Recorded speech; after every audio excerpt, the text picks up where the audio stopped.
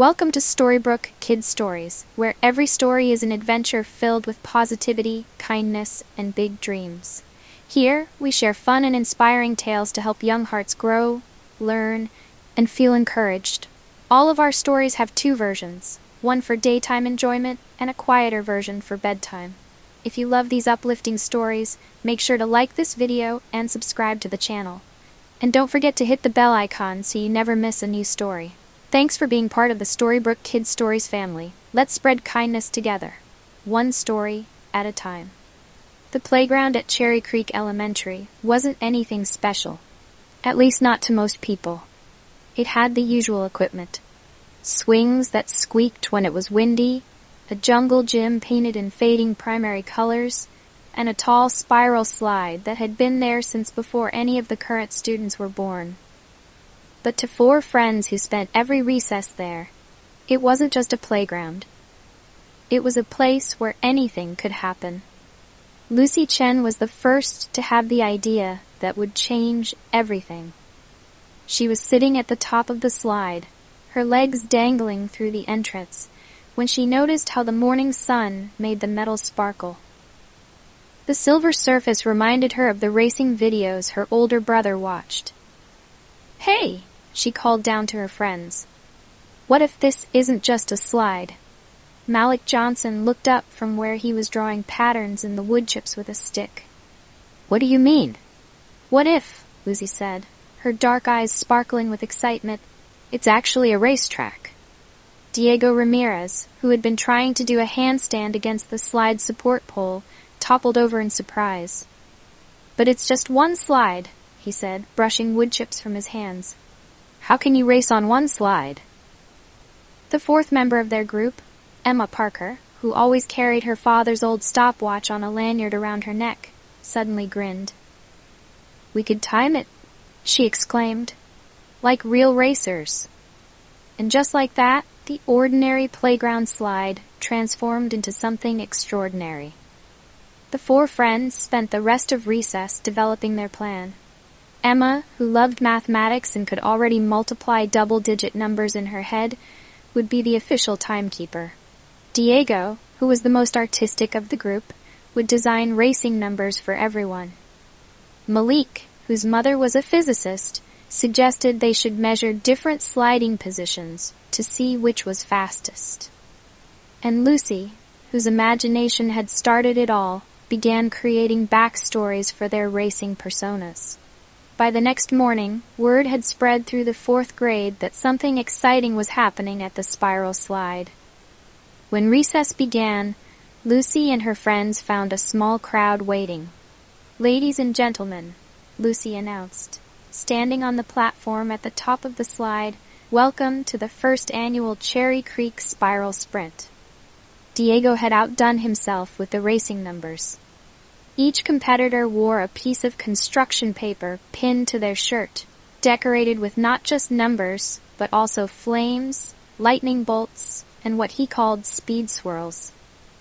Emma had her stopwatch ready, and Malik had used chalk to draw a starting line at the top of the slide and a finish line in the wood chips below. Racers will be timed from the moment they cross the starting line until they cross the finish line, Emma explained, her voice serious despite her excitement.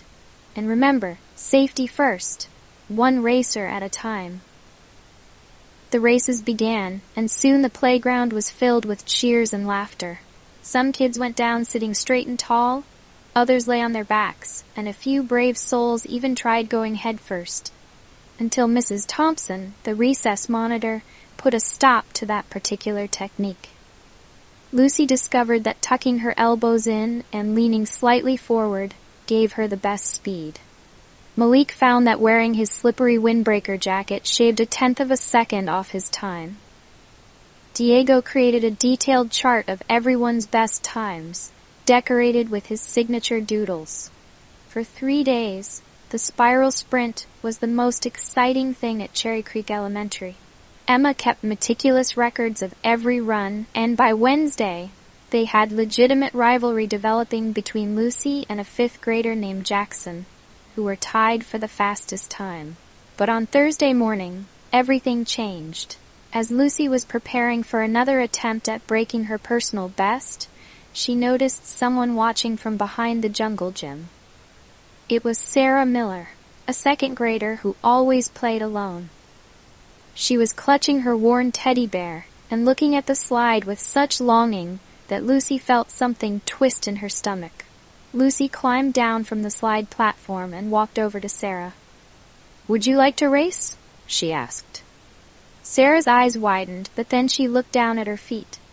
"I'm too little," she whispered, "and slow, and scared of the big slide." Lucy was about to respond when she heard footsteps behind her. Her friends had noticed her talking to Sarah and came to investigate. "Everyone's scared of something," Malik said kindly. "I used to be scared of the swings." "Really?" Sarah looked up, surprised. "Really," he confirmed. "I thought I'd flip over the top." Diego crouched down to Sarah's eye level. "Your bear is pretty cool," he said. "What's their name?" "Mr. Whiskers," Sarah replied, holding up the teddy bear. "He's scared of the slide, too." Emma had been quiet, thinking hard as she fiddled with her stopwatch. Suddenly, her face lit up. "What if we made a new kind of race?" she suggested. "One that's not just about speed." And that's how the Cherry Creek Challenge course was born. For the next hour, all 4 friends worked with Sarah to design something new and exciting. The slide was still part of it, but now it was just one element of a larger adventure. Racers had to hop through the tire swing area, crawl under the monkey bars, go down the slide, or take the stairs, their choice, and finally complete what Sarah called the teddy bear dance at the finish line. "It's not about being the fastest anymore," Lucy explained to the gathered crowd of curious students. "It's about having the most fun." To demonstrate, Sarah went first, clutching Mr. Whiskers tightly. She hopped carefully through the tires, giggling when she almost lost her balance. She chose to take the stairs instead of the slide, but she did them with a little skip on each step that made everyone smile. And when she reached the finish line, she and Mr. Whiskers did a twirl that had the whole playground cheering. Soon, everyone wanted to try the challenge course. Even the 5th graders. Some people added cartwheels. Others made up songs to sing as they went along. A group of 3rd graders started giving style points for particularly creative teddy bear dances. By the end of recess, Sarah had made 3 new friends, and Lucy and her group had discovered something important. Sometimes making room for everyone makes things even better than before. The challenge course became a playground legend at Cherry Creek Elementary. Over the weeks that followed, it evolved and changed. Some days it was a ninja warrior course, other days it was a magical quest where the slide became a rainbow bridge and the monkey bars were enchanted vines. Sarah, who turned out to have the biggest imagination of them all, became the official course creator, designing new variations every few days. As for Lucy, Malik, Diego, and Emma, they learned that their friendship grew stronger when they shared it with others. And Sarah taught them that sometimes the best ideas come from trying to solve someone else's problem. One afternoon, as they all sat in the grass sharing apple slices and stories, Lucy looked around at her old friends and new ones. "You know what?" she said. "I think we should write this down. The story of how the fastest slide in town became something even better." And so they did. Emma used her mathematical skills to create a timeline. Diego illustrated every page with his colorful drawings. Malik wrote about the science of sliding and how different materials affected speed. Sarah contributed magical details about the secret lives of playground equipment. And Lucy wove it all together into a tale that began with a racing slide and ended with a community of friends. They titled it The Playground Chronicles, Chapter 1, because they knew there would be many more adventures to come. Years later, when they were all much older, they would remember that time as the year they learned that the best kinds of games are the ones where everyone can play. And the strongest friendships are the ones that keep growing to include new people. And sometimes, On quiet afternoons, if you visit the playground at Cherry Creek Elementary, you might still see children doing the teddy bear dance at the bottom of the old spiral slide, carrying on a tradition they don't even know began with a lonely second grader and her stuffed bear. The simple metal slide still isn't anything special, at least not to most people. But to those who know its story, it's a reminder that with enough imagination and kindness, ordinary places can become extraordinary, and no one ever has to play alone. When a week of spring rain kept everyone inside for recess, the friends faced a new challenge.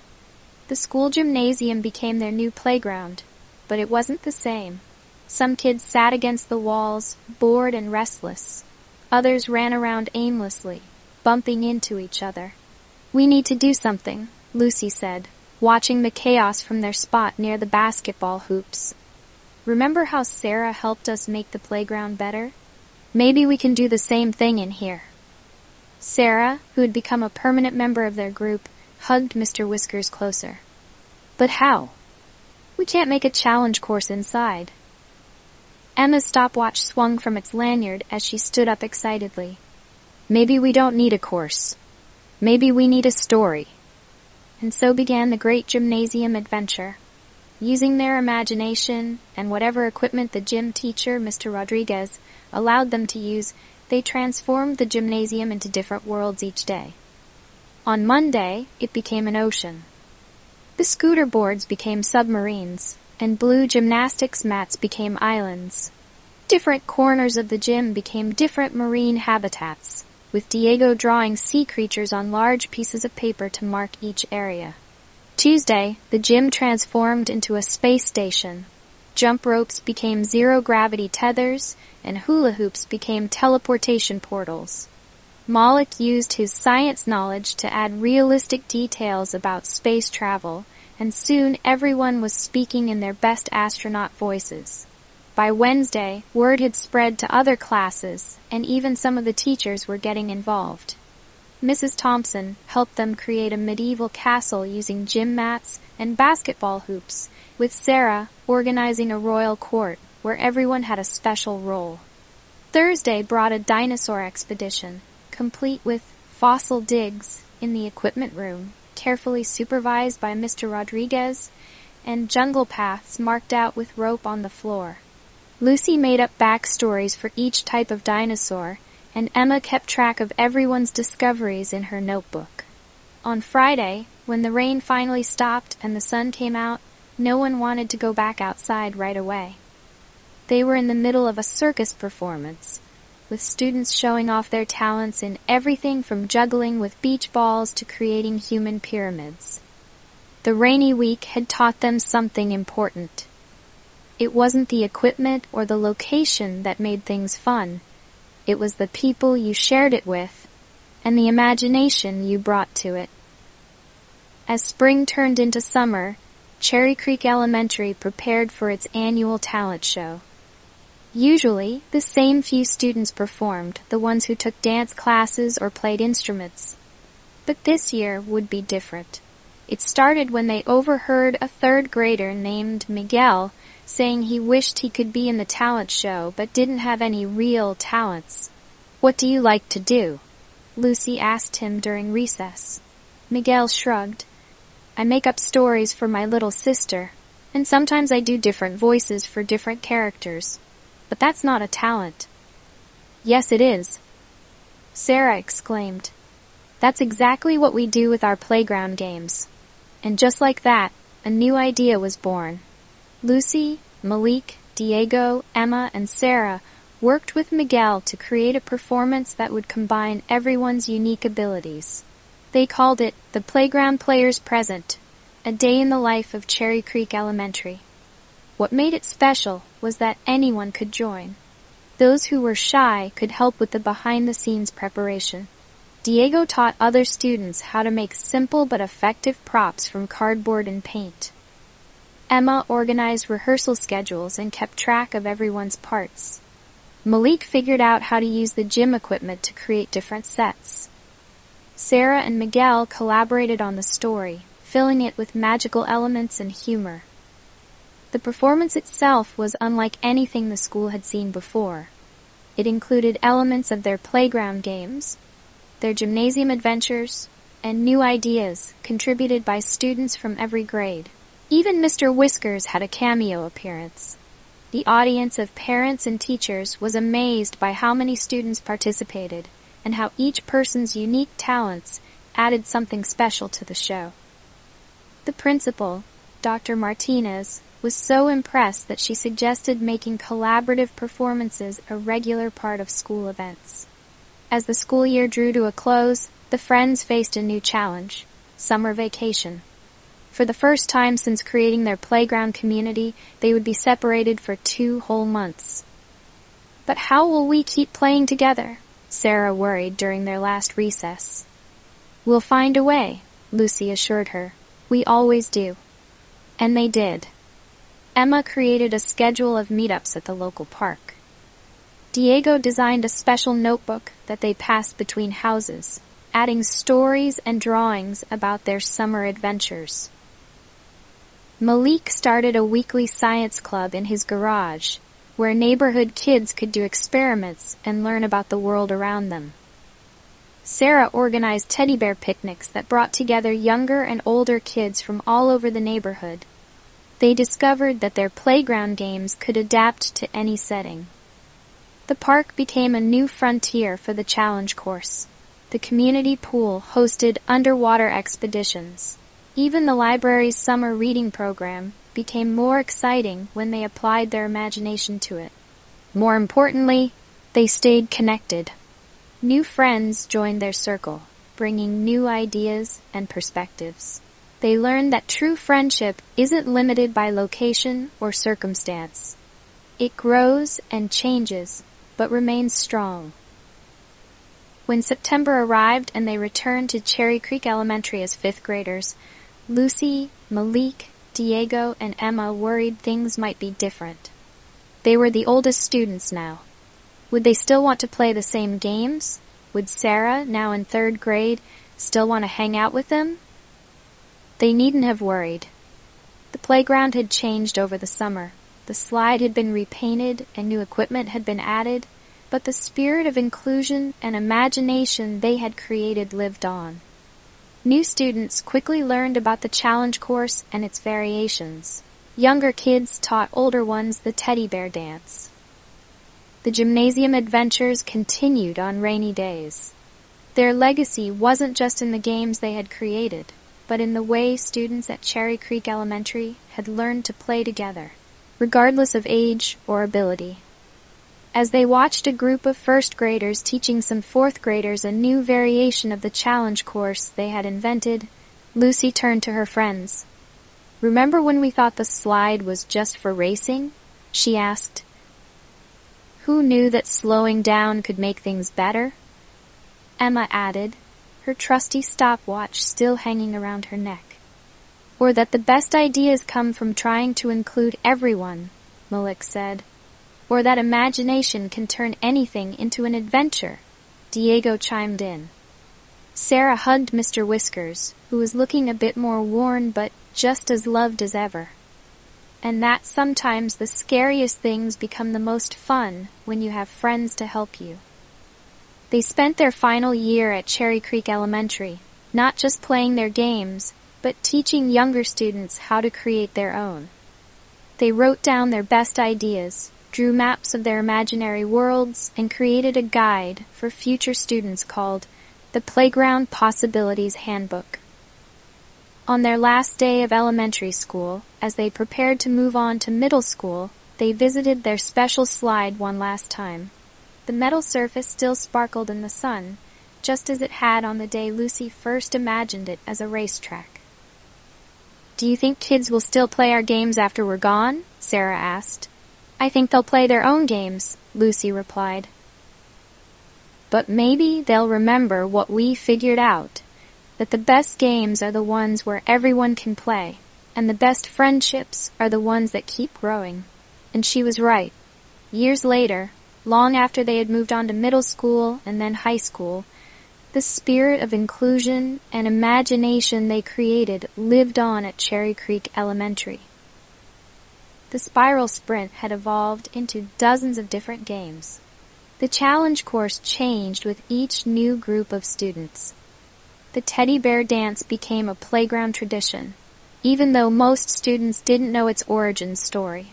But more importantly, their legacy lived on in the way students treated each other. At Cherry Creek Elementary, no one had to play alone. Every child knew that, with enough imagination, an ordinary playground could become something extraordinary. And with enough kindness, every person could find their place. The end.